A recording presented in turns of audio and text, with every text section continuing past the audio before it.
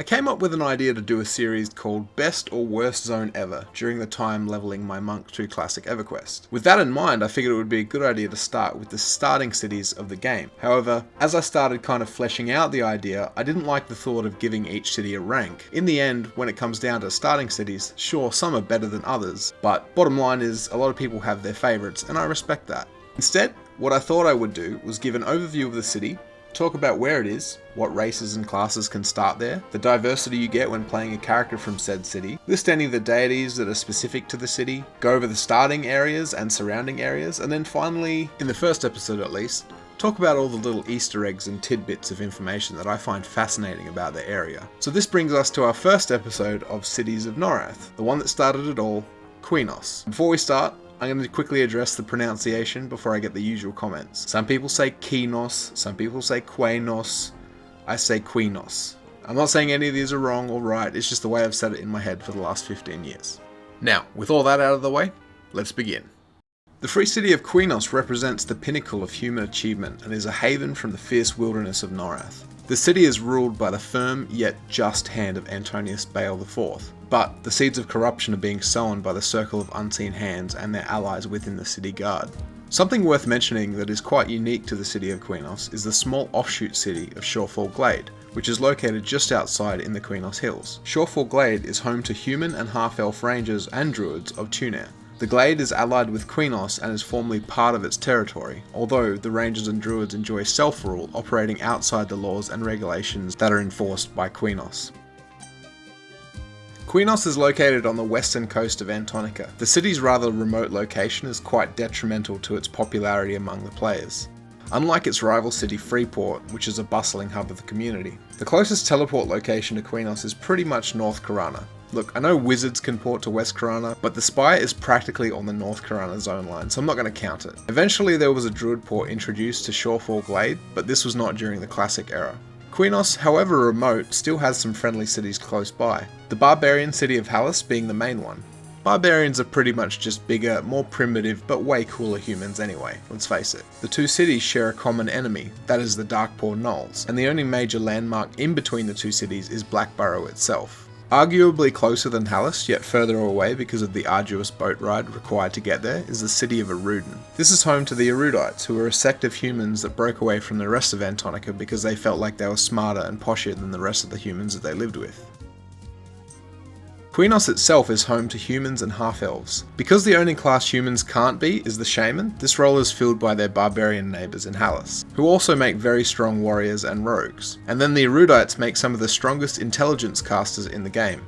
Throw some half-elves into the mix and you've got quite the diversity when it comes to playing in groups. As I already mentioned, humans can be every class in the game except for the shaman. This means Qeynos has guild masters for all the other classes with the exception of rangers and druids being off in Shorefall Glade.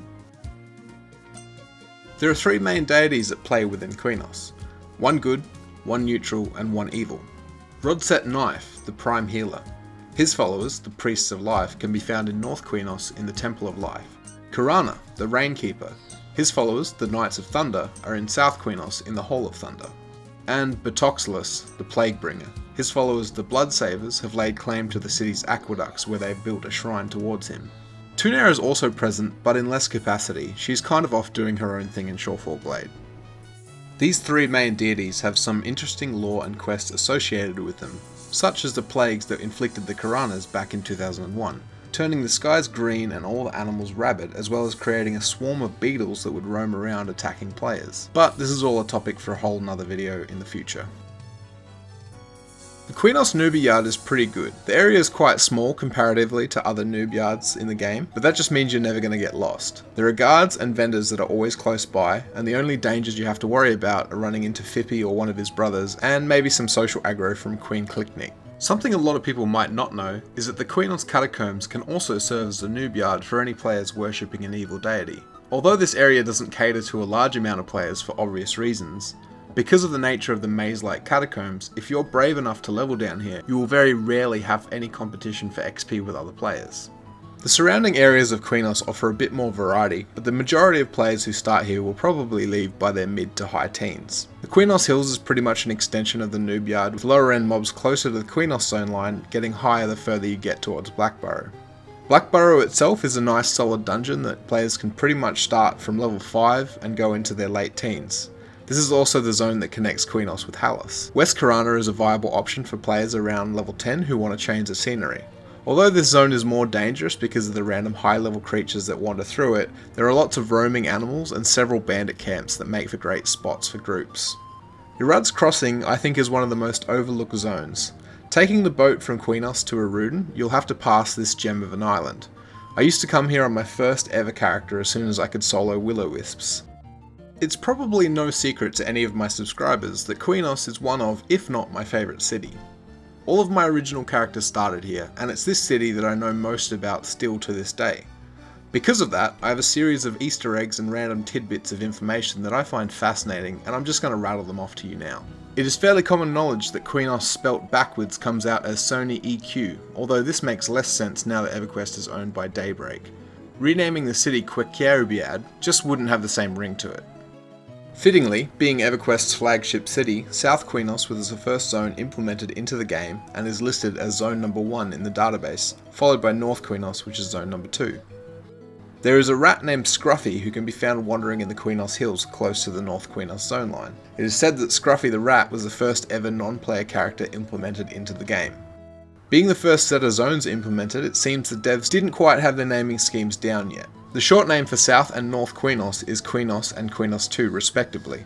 However, the short name for Shorefall Glade is QRG. I assume this stands for something like Qeynos Ranger Guild. Qeynos Hills, which is the zone that sits in between the city and Shorefall Glade, has the short name of QEYTOQRG, or Qeynos to QRG.